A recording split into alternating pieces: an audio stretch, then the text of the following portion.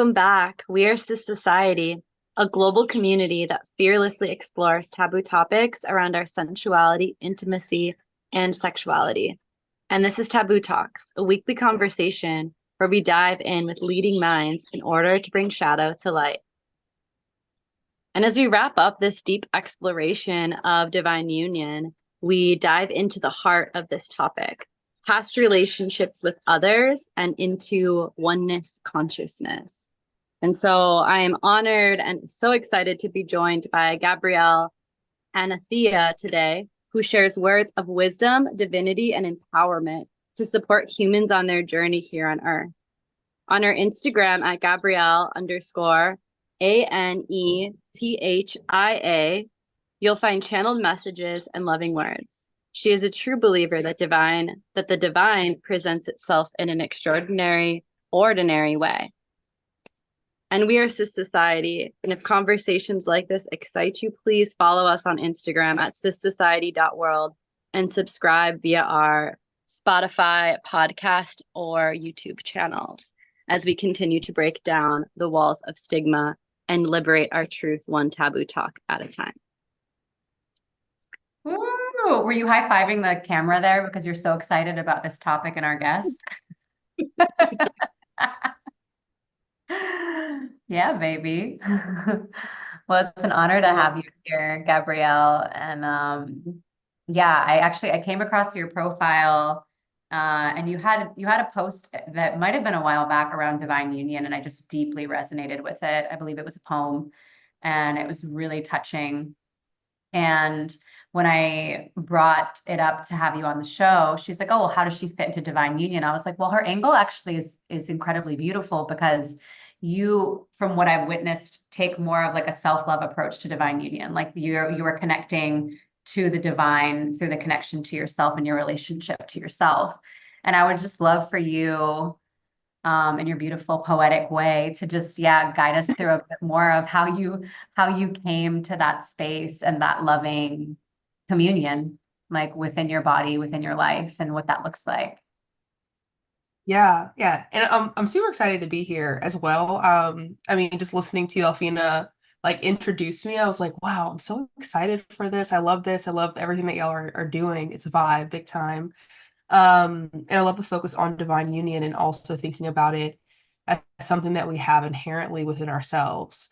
So I think for me, just kind of growing up, like living life, adulting, all that fun stuff, there was always this belief that I needed to look outside myself to feel whole, to feel complete.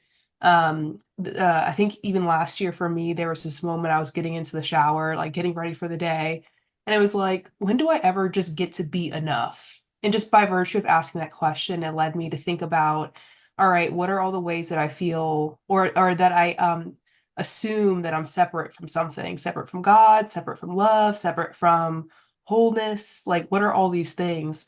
And so over the past probably like 6, 7 months, if not more, it's been a journey of just like really remembering my wholeness. I remember I got a question from someone one time and they're like, hey, like, what do you do if you don't feel like you're worthy? And I was like, honestly, it's just remembering that you already are and then removing the illusion that you're not. Like that is consistently the work. And so I think that there's been so many different ways that the divine has like shown up and been like, hey girl, you need to do some work. Like, hey girl, this thing over here, that's you attaching to it, feeling like you're not already whole and complete unto yourself. And so yeah, so that's been the journey for me. And kind of some of the experiences as well. Wow. Full body chills on that one, babe. I was pondering this question myself the other day because I think that what I'm realizing through conversations with sisters, with friends, with family members is that the path to worthiness, it's not an event, it's like a lifetime. It's a lifetime of work, and there's contraction and expansion in that space. And I actually like was getting dressed the other day and I asked myself that very question. Like I think I was like picking at like, I don't know what my knee looked like something outrageous. And I literally Yeah. stopped myself and like moved into observation mode. And I was like, when do I just get to be enough? Like, when do I just get to Mhm. like look in the mirror or wake up and say, like, I am perfectly whole today and I need nothing. And Yeah. yeah, it was super moving that you brought that up. And I think like in this space, I guess I'm curious because I feel like all of us, I don't want to say struggle, but it feels like a soul curriculum. All of us move through this soul curriculum of remembering our innate worthiness. And for Mm. those people who are listening right now, in another now present moment in the future, um, are there tools or like tips or like grounding methods that support you in guiding yourself back to yourself and back to that remembering? Yeah, I had this, well, I'll say this. I think for me, I'll be very honest, like for me, I think it all starts off really with prayer, like, and whatever that means for you. So like the way that my mother prays, the way that I was learned to pray is very different than how I pray today. But I feel like every time that I sit down, and whether it's writing something down on a piece of paper or if it's just saying it out loud, like I'm talking to the divinity in myself first and foremost. So it's just more so like, all right, let me say a prayer, and that prayer could be something as simple as, you know what? I don't feel worthy. Like literally saying it out loud or writing it down. Like I kind of have to have this moment of awareness. And then I think from there, like after like saying it out loud, um, like what's happened for me is like I start to just question, or I allow the divine in myself to start questioning what I'm thinking and what I'm believing about myself. So like in a journal practice, I would write down every single thought that I had. It sounds wild, but I did it. And like every time I wrote down a belief or something about myself of like, oh, I feel unworthy, I had the opportunity to interrogate it. Like, okay, like that's interesting. What's going on here? And or I go, you know what? Do I really believe that about myself, or is that just some kind of programming from the overculture that's now like resides within me? And so, so for me, like that prayer of just like, let me just communicate with myself and have a conversation with myself as a loving friend, as a loving coach, as a loving cheerleader, as a loving mother. And if I don't, like for me, I've had to construct those archetypes within myself and like catch myself when I'm not being that loving fill in the blank and kind of coach that part up. So yes, it's like starting off with conversations with myself, like interrogating my thoughts in from a place of curiosity and compassion. And then from there starting to think about, all right, well, if I believe myself to be one way and it's not a quality that I wish to embody, now that I have awareness of that, what are the qualities that I do want to embody? And so I'm at a level now where I can do that by myself. Once upon a time, that was not the case, not at all. And so there's times I didn't even want to talk about anything. And so I think there's beauty in body work where you don't actually have to say anything at all. So whether it be working with a body worker who's also trauma informed, working with a Reiki master, doing sound healing as well, like sometimes just going out for a walk in nature is big time. And I will say working with plant medicine has like created enough like momentum in this healing journey to have a lot of amazing downloads and openings over the past year or so. And so I think for me, again, it's just like whether it be prayer, talking about my feelings, finding the right resources, maybe sometimes joining a support group, it could be reading books to develop the language as well. But I think more than anything else, it's just like prioritizing my relationship with myself. And I think that all starts off with like, let me just start talking to myself and making sure that I'm talking to myself in a way that's very loving and kind. I love this. Yeah, it all starts with ourselves and ends with ourselves. And something that you're sharing about prayer and how that can look so different for everyone. It's bringing up something within me of growing up in a really Christian religious family, like probably many of us did. There was so much teaching around our worthiness is coming from something outside of us, and that we have to act a certain way and do certain steps in order to be worthy, in order to be saved, in order to be whole. And so there's inherently this reaching, this grasping, this inherent not enoughness that is so deeply seated into the culture of a lot of Americans, of a lot of Europeans, of just people who have been predominantly been, raised in a Christian subculture. And so something that I've been really understanding is that, wow, my worthiness, my divinity, it just is like, just like nature is divine and perfect. And just like I am seeing each relationship as divine and perfect, so am I. Like, why am I any different than anything else? And that I don't Yeah. need to pray, and that I don't even need to like pray in order to, make sure that this food is going to like be divinely blessed, right? Like it already is Yeah. divinely blessed. And if Yeah. I want to pray over it, then that's great. But it's like that grasping still, like, oh, I think I need to do this in order for this. But it's just coming back Yeah. over and over again to just the divinity is in exactly how the shape and the form and the texture that I am now, that you are now, that this moment is now, this weather, this food, this person, this body, like that is what I believe is like the convergence of being in divine union with all that is. It's being able to embrace what is in front of us in the moment and considering and seeing that as divine without needing to change it at all. And Yeah. yeah, that's like obviously like a journey, right? Because it's so easy to like nitpick, and it's not to say that we don't want things to grow and expand and be better, but what if we could just radically embrace and accept the divinity in this present moment in all that is inside of us? And then inherently we're going to see that divinity and perfection in everyone that we're relating with and in everywhere that we are, reflected in the weather, reflected in the traffic, reflected in the relationships and the communities around us. So Mm. yeah, it goes so deep, and I would love to hear a little bit more from your perspective on how you're able to do that. Like, how are you able to find perfection in the present moment when someone is not, maybe not necessarily like treating you in the way that you feel like you should be treated, or you're feeling really emotional or insecure? Like, in those moments, how do you connect with the divinity? Ooh. Well, one, I just want to say thank you for everything that you shared. I was like, take mental notes, Gabrielle. Like that was so good. It just seemed like the divinity of all and also the divinity in nature. Um I this is such like a fascinating topic because it's like it'd be so convenient to be like, follow these 10 steps. And at the end of these 10 steps, you will have found and kept divine union, the end, right? And there we go. The end.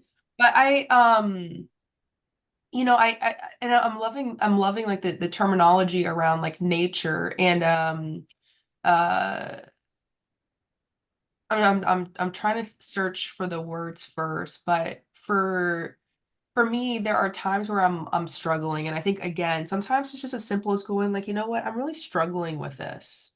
There can be so many times where, or there have been times in my life where I'm like, oh no, um, there's the temptation to bypass, right? Which is, okay, my life is a crap show. And I'm like, no, I'm perfectly fine right now, even though I'm really not. And so I will try to construct this reality around me that presents as, okay, I'm connected. I've got everything that I need, but really like in the background, if people knew me, they'd be like bullshit. And so I think for me, what has been really helpful has been just like accepting my feelings as they are and my emotions as they are, and not feeling like I need to do anything about them. Like very honestly. So it's like, okay, today I'm feeling a sense of anxiety, or like, hey, I'm looking in the mirror and it's not even a feeling. I'll just catch myself. Like I'm catching myself starting to nitpick something like, oh my gosh, should I not have eaten that cake yet? I start spiraling a little bit. So just sometimes I just being okay to say, you know what, I'm spiraling a little bit. I'm feeling some uncomfort in my body right now. I'm feeling like I'm like bloated. I'm feeling like I'm carrying on too much. And most of the time, like that usually connects to uh, um, something else, like a metaphor for how I'm relating to my environment. So I'm like, okay, so like whatever, it's taboo talks, but like I was really constipated a couple of weeks ago. I was joking around with one of my friends, and I was like, I don't know what kind of shit I need to let go, but I need to let go of this shit. Like that was it. And I really started to search for like, okay, what are the things that I'm holding on to that I don't need to hold on to? So I'm in a period of transition, moving from like one job to another. And so it's like all right, am I still carrying the energy and these like emotions and any guilt or shame or feelings of like not enoughness from this past environment with me? It's like, yes, even though I've left that environment, there's still an energetic imprint going on in myself. And so it's like, how can I help myself release that? And a lot of times, what I found is that that has to do with something that happened much earlier on in my life. Like, um, maybe it was at home or at school where they were not safe spaces, or maybe it had to do with like a past relationship where it's like I didn't know what was going on and I just took on other people's stuff and I just held on to it. And so just reminding myself, like, all right, I'm not in that relationship. I'm not in that company. I'm not in that house. Like, I'm safe and I'm okay. So I don't need to hold on to this right now. And so very much kind of attuning to that inner child or that inner wounded teenager who needs something. And I think from that 2 minutes, like, okay, wonderful, whatever was making me feel separate from something is not really there. And I think after that, the work is how do I maintain that? How do I build upon that? And so for me, it's been like I guess creating. So there's like, yeah, my Instagrams, like Gabrielle_Anethia. There's finding support groups. There's finding friends who are going to reinforce that person that is whole and that is connected.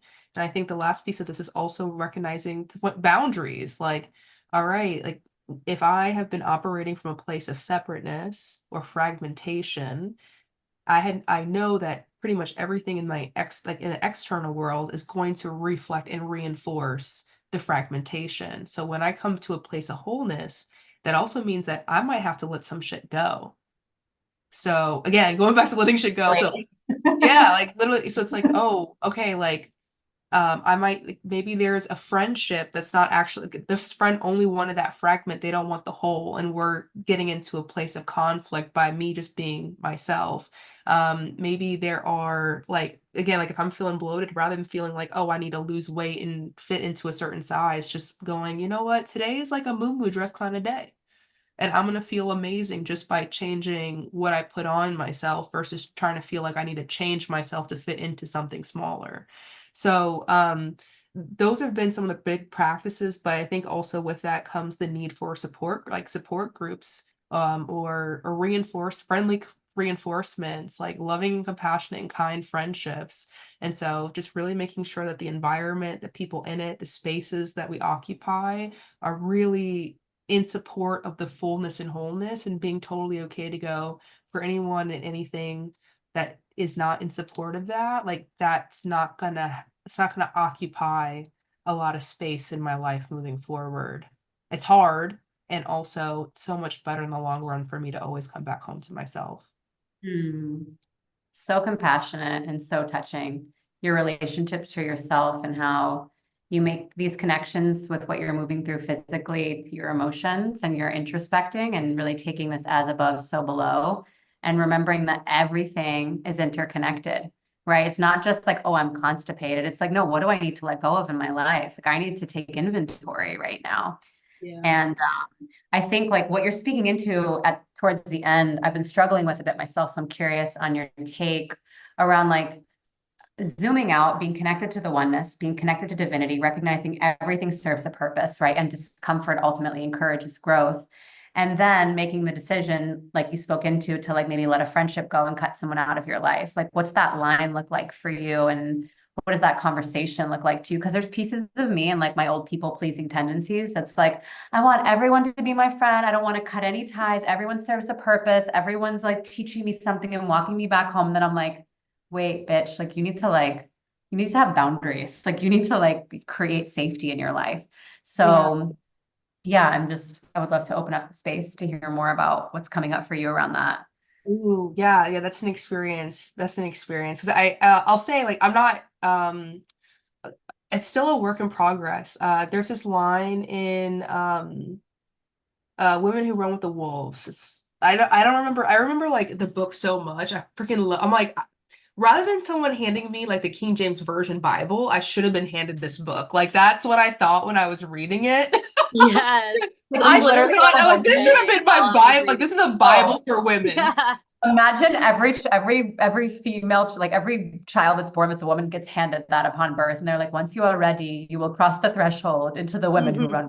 Oh, Like that's listen, I'm gonna read those stories with my children. I'm like, okay, cool, story time. Here we go. Let's talk about it. Like, if we need to make it a little less dark and like age appropriate, then cool, no problem. But I'm like, yeah, this is for real.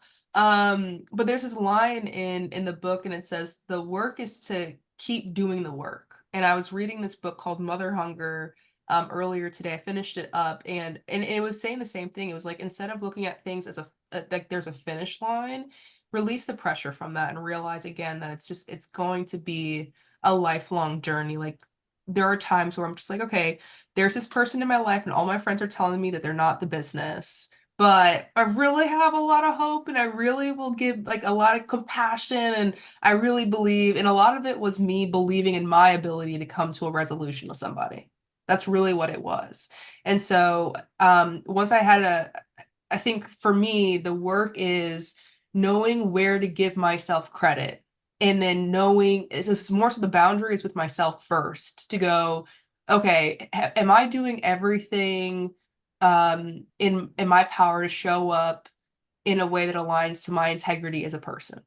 Like, am I showing up as my best highest self with this person?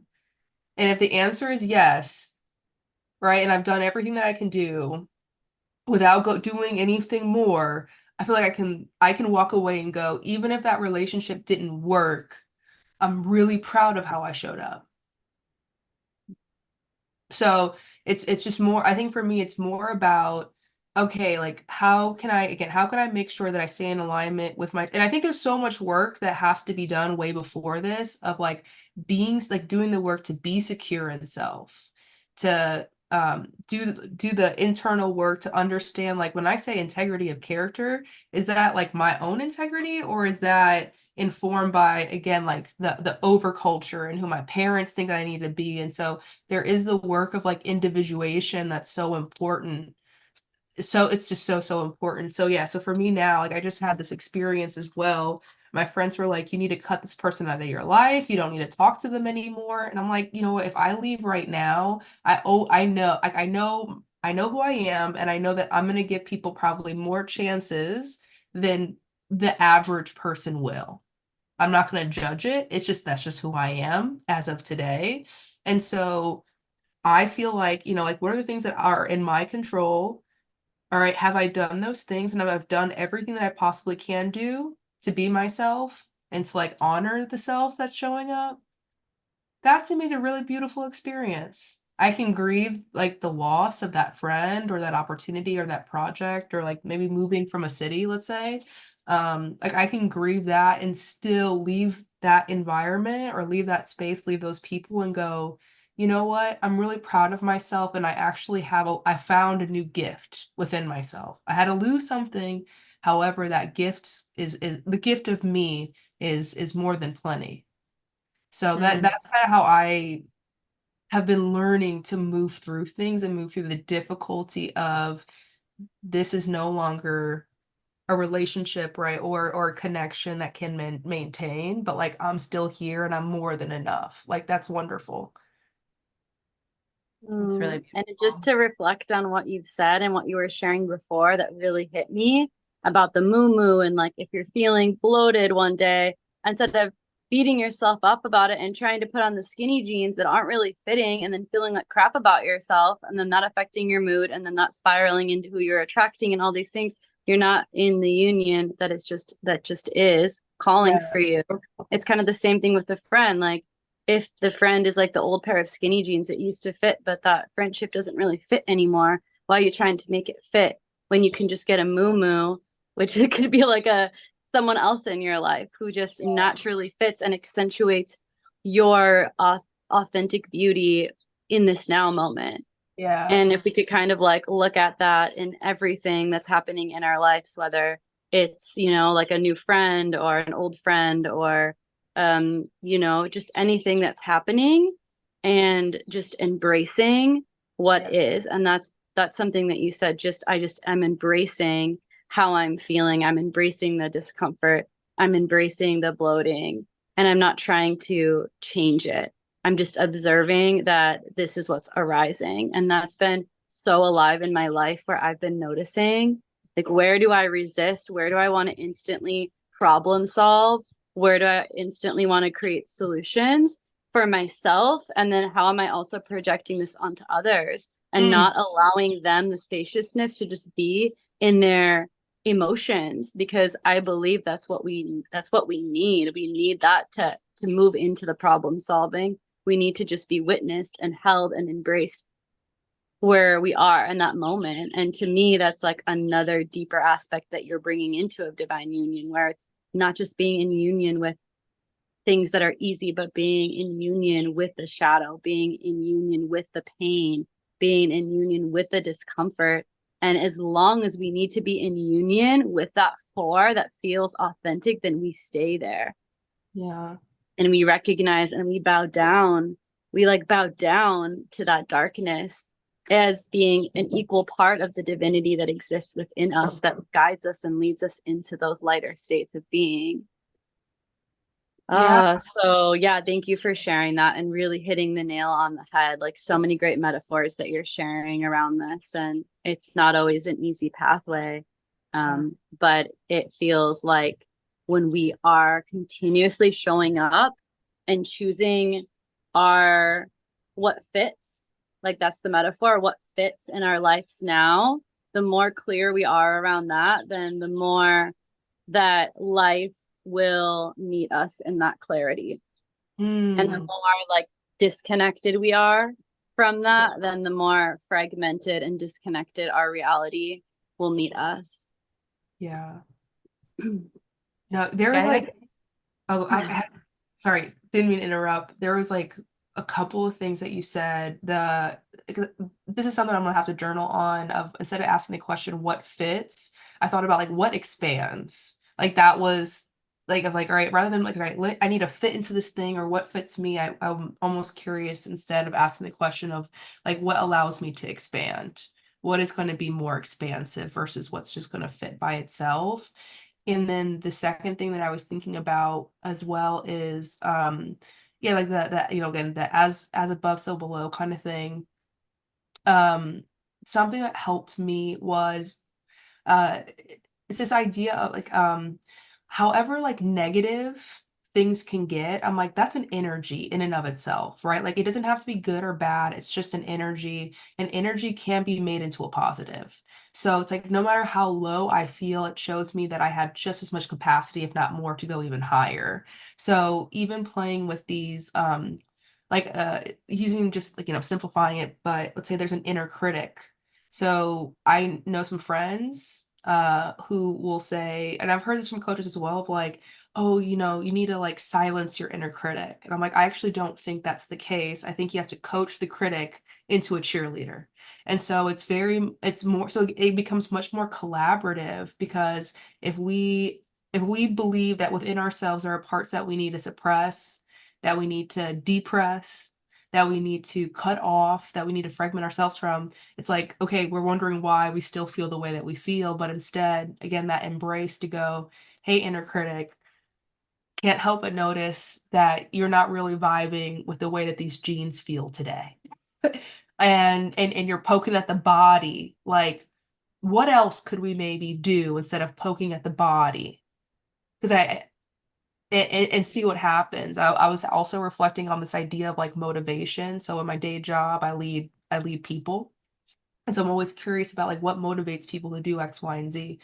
So I'm like, I'm in Tulum, I'm in a bikini, I'm looking in the mirror, and like my first inclination was, I don't know if I want to wear this bikini. And I'm like, where is that coming from? And like, why do I feel guilty about my body being my body? Like, what's going on here? And it was almost like I got these like flashbacks to like growing up, and not because my mom was trying to be mean by any means, but it was like, all right, for her to try to get me to spur me into action, it was always like a guilt-based thing. Like, oh, if you don't do this right now, then fill in the blank. And so I'm like, oh, the way that I talk to myself is very much how I learned to get myself to motivate myself into action. it didn't feel good when I was a kid. It's not going to feel good when I'm an adult. So like how else can I show up for myself? Like what if instead of, all right, if instead of, let's say, don't eat X for the next week so you can fit into this dress kind of thing. It's like, okay, what's a much more loving and compassionate way to go about this? I'm gonna just go to the tailor and get it figured out versus trying to like cut myself off. So yeah, it's just those are a couple things that popped up for me as you were sharing, Alfina. Mm. This is gold, babe. I just I just noticed this like theme in Mhm. the essence of your soul that's super touching, and it's just so deeply rooted in compassion, Thanks. like deep, deep, like potent, expansive healing compassion. And where you have this level of introspection in every moment of your life, and softness and forgiveness and communication, where you're literally enrolling your shadows and communicating to them as if they're a friend, right? Like, if you ever write a book about this, like I will be there day one, Thanks. cheerleading, supporting you, rooting you on, because just your particular perspective is, it's really moving to hear. And like there's pieces of these things that have come online for me throughout my journey, but just having like the package of you be here and really be in the frequency of it is powerful. Mm. Super, super powerful. So I just want to share that gratitude and that reflection. Um, Yeah. and yeah, gratitude for the dogs barking, the gratitude for the divinity in this moment, the gratitude Yeah. for all of Gratitude for the construction noises that are going on. And it's like something that you said too. I agree with everything Heather's saying, but something that also you said was, since these emotions aren't necessarily like bad or good or even painful or pleasurable, right? Everything is neutral by nature. And what if we stopped even categorizing it as like this inner saboteur and labeling the saboteur as this bad guy and the construction noises as annoying? What if we were just noticing, oh, there's a difference in my body and how I'm feeling now than I felt before? And there's a different sensation that's arising. And I've been trying to play with this, like instead of casting people and scenarios as the good guys or the bad guys in my life or things that are bringing me into more euphoria or more um more sadness, trying to just see it all as neutral and fluid and different and changing. And it's just a different experience. It's just adding a different texture, a different layer. It's just opening up a new conversation, a new perspective, and just welcoming it in with curiosity and openness before trying to label or judge where it needs to fit, but Yeah. viewing it all in this rainbow, like psychedelic array of colors, and that creates so much more richness and flavor in our life. Yeah. Yeah, no, it's real. So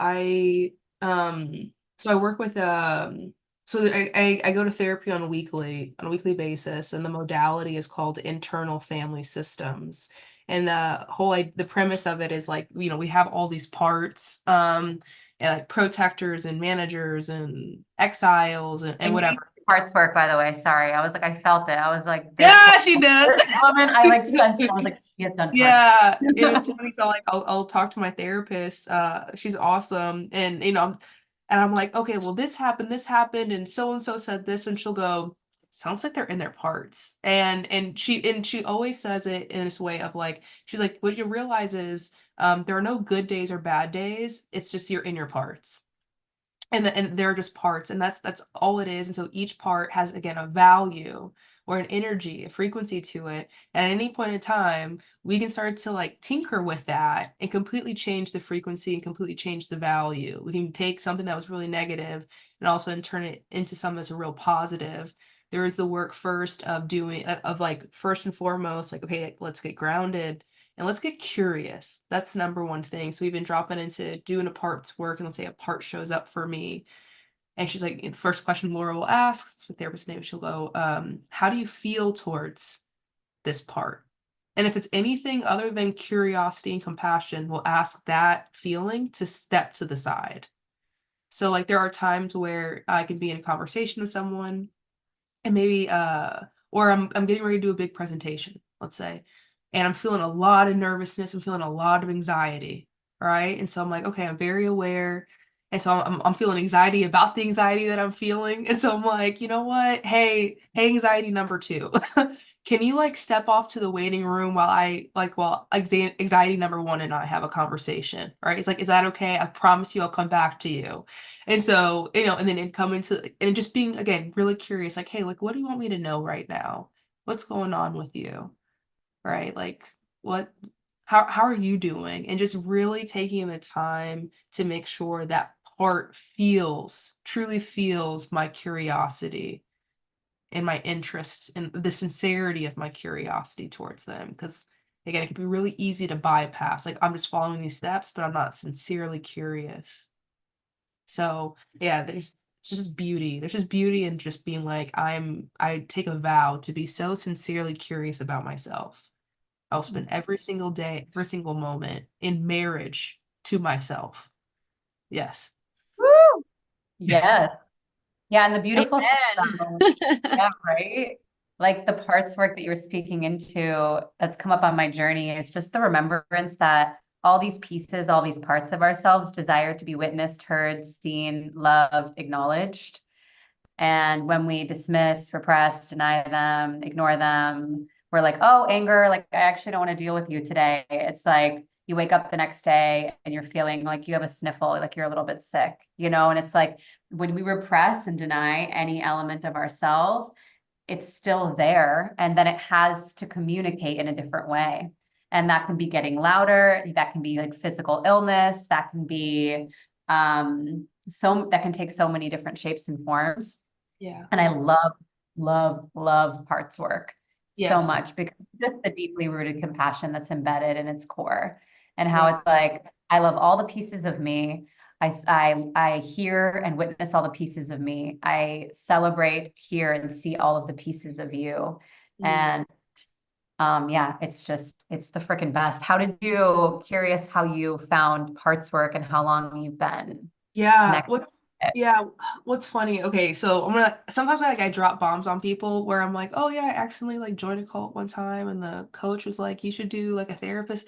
It was a whole like where I'm like, there was some weird stuff going on. I thought it was a meditation coach, and then it turned real weird. But one of the things that he recommended was going to see like an IFS therapist.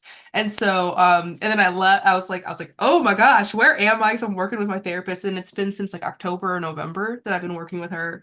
And I like left that coach and he's like, did I like give up my job when I recommended this therapist? I'm like, nope, nope, nope. Just you being you. I need to get out of there. I gotta go. I gotta go, sir. I was like, yeah, yeah, yeah. I was like, you're really expensive and we're not getting any progress done. I gotta go. Thanks for the suggestion. Bye. Bye. Yeah, yeah. He's like, well, I guess that was a consequence. I was like, didn't feel like a consequence, felt like a gift. Thank you. Divine redirect. Divine Wow. Ooh, I'm gonna write that one, a divine redirect. Beautiful. Divine redirect, babe. It's true. It's like there are no closed doors. Like there aren't. It's just it's a redirect to another corridor. Yeah. I got this I've had this dream many times and it's like there's this hallway of many, many doors. And so because of the way that I've perceived it, thinking about like there's no doors, like it's in the visual, there's all these doors. And the only thing that you could do wrong is like not keep checking to see which door opens. Like there's infinite doors. And so anytime that you feel like, all right, I only have one choice or I have no choice, you have to remember like you actually have infinite choices. You just might need to go check the next door and see if it opens. It's a little bit like that visual of like digging for gold, where the guy like is about to stop right before he strikes. Like it really is like just you keep on searching for your gold in full faith that you'll find it.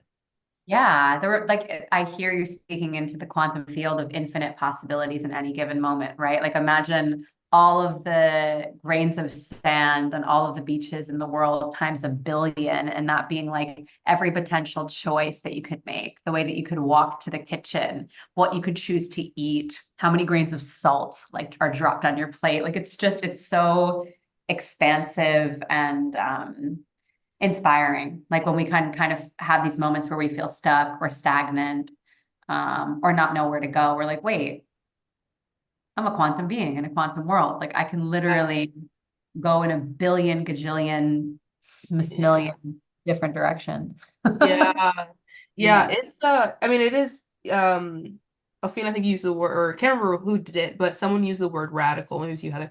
But like it is a radical quest. It really, really is, because I definitely identify with the story of growing up I grew up in a super conservative, ultra oppressive Christian environment. Like Jesus just being shoved down my throat every single day for forever. And it wasn't an expansive relationship whatsoever.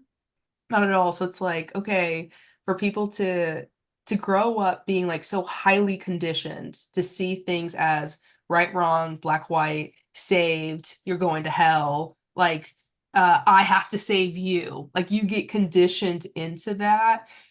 For some folks, it's really beautiful if they're able to find a really like a nice path of no resistance to get out of there. I don't know if that's possible or not. For me, I was like had a full on spiritual awakening. That was wild. But I think like again, going for me when I say prayer, it's just like let me just have a conversation out loud, and I just trust that there's like some power or presence that's bigger than myself, doesn't even need to have a name, that like hears me out and has my back. Actually had this visual of the void where like I was like sitting down like meditating. I'm in this like kind of chamber area, and the void and there's the void personified. And so the void, it looks like a galaxy. It looks like looking into a keyhole into the stars. And so I'm just like, hey, void, here's this thing that I don't know what to do with. Like, can you please help me? The void takes it and is like walking up the stairs, and I'm following the void. And the void's like, listen, if you want me to be the void, you gotta let me be the void. Like, just trust that I got this. And in that, like, so like as soon as I like let the void just be itself and I just stayed still, I'm like, I'm not out here chasing. I don't, I don't have to doubt. I don't have to be so involved. I don't need to be nitpicking all the time. Like I can just leave room for the Holy Spirit on this one. And in this meditation, it was like as soon as I let the void be the void, like an answer came. And it was funny. I'm like, oh my gosh, I've been struggling for 6 months trying to like figure out how do I make this work, when really I just needed to surrender it to the powers that be. And so there is this beautiful experience of just like, let me just like trust that whatever's out there, that something's out there that's got my back. And so I'm just gonna give it to y'all and ask, please help me, and I'm gonna trust you in all this. Mhm. That This almost is feels like when you ask the question, you're already not integrity to your trust, right? It's like, I need help, I need support. It's like, you don't think I'm helping you and supporting you right now? Like just because like you're uncomfortable and things aren't working as like Yeah. you've planned them. Like I believe the universe, God, consciousness, whatever you want to call it, has a much grander plan for us that doesn't work in linear time, that No. doesn't work based on comfort or discomfort or our concepts of duality. Like our backs are taken care of. Like I truly believe that. And the more that I remember that, what you were speaking into, the more like things just happen out of the blue, and they're just like everything just starts to kind of melt Yeah. together and make sense.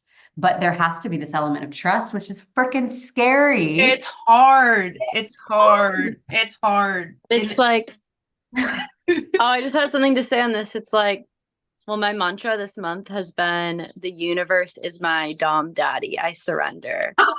And and this is just right on point. I've been saying it every morning to myself, writing it in my journal every morning.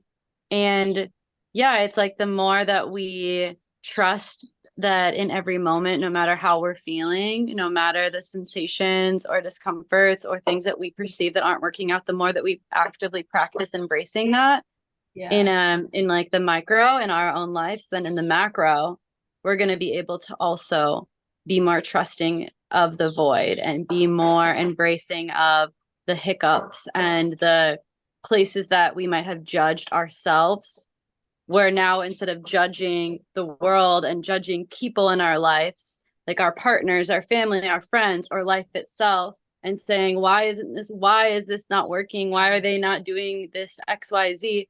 If we're starting with ourselves and having more compassion and space for that, for all of the parts, then inherently it's like then we get to have that reflected in the world around us, and we see all the parts of the world and the universe and all the parts of everyone else in our lives as perfect.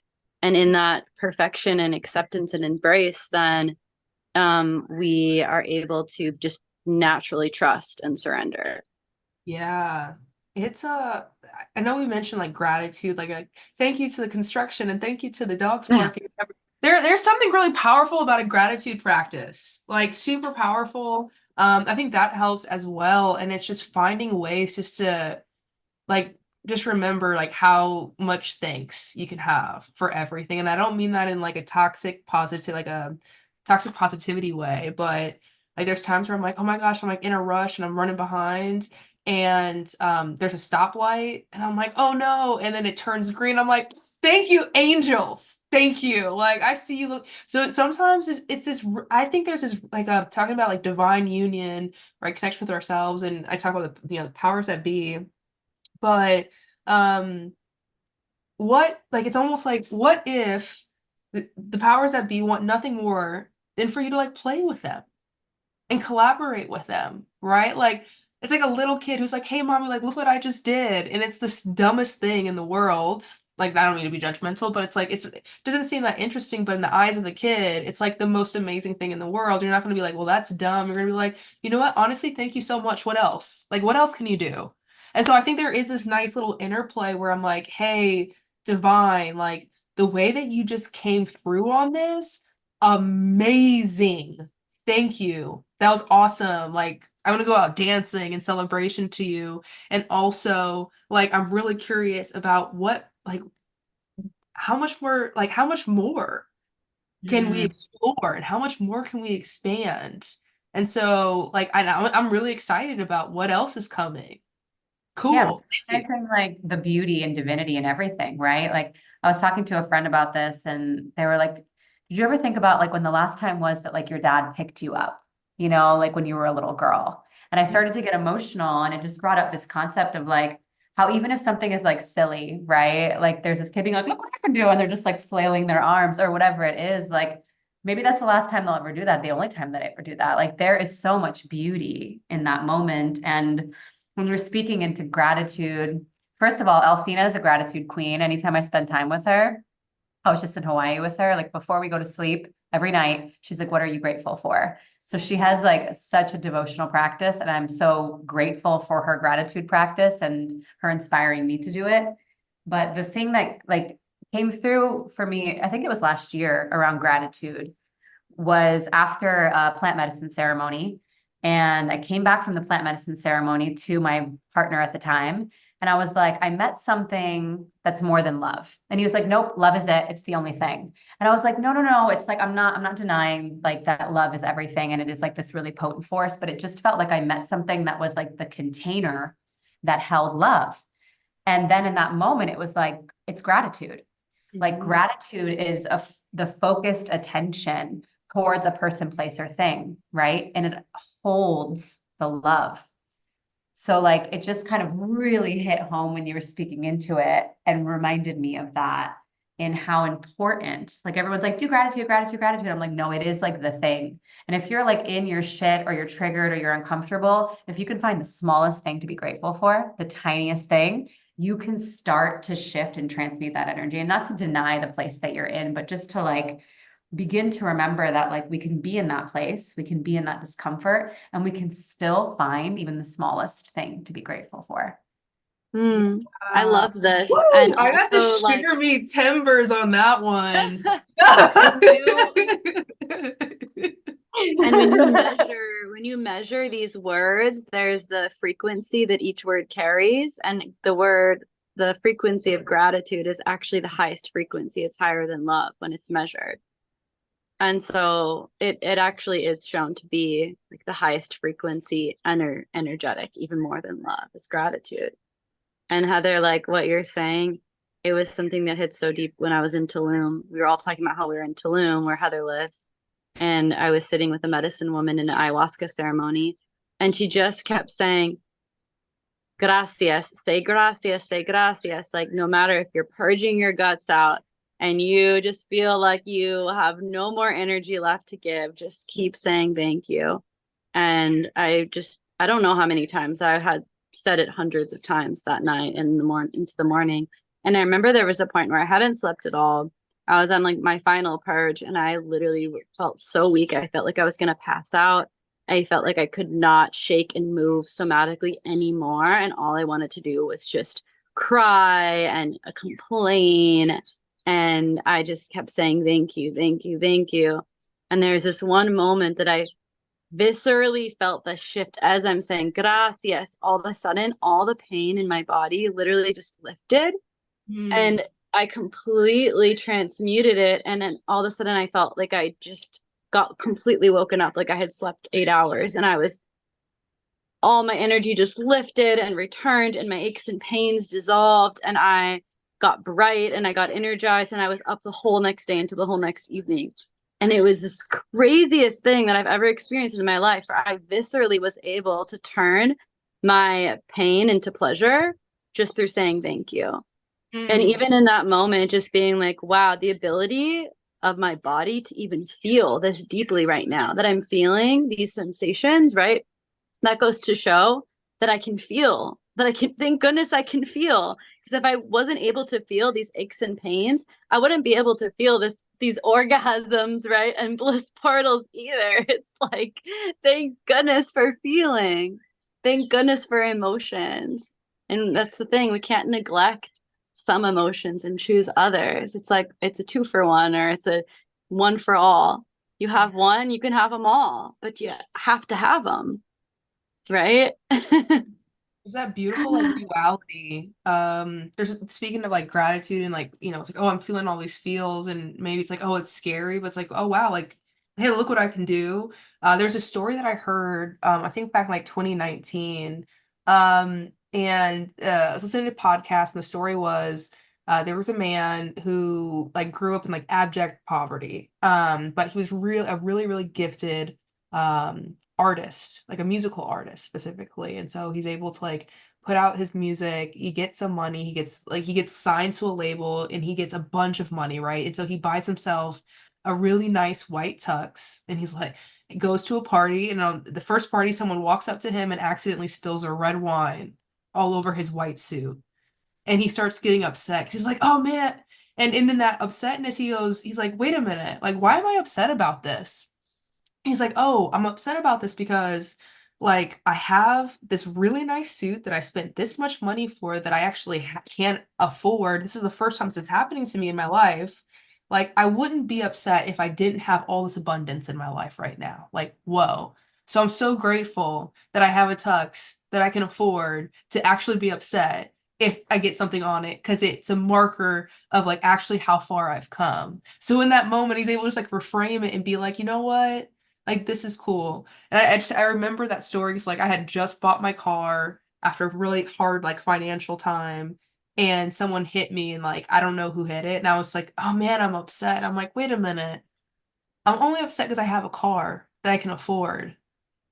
And previously I couldn't. Like 6 months ago, I would never have a car. Like, oh wow, this is really nice. And that way I'm like, well, I guess you're just gonna have a battle scar for a little bit, Shelby. It's my car's name. And we're gonna just go with it.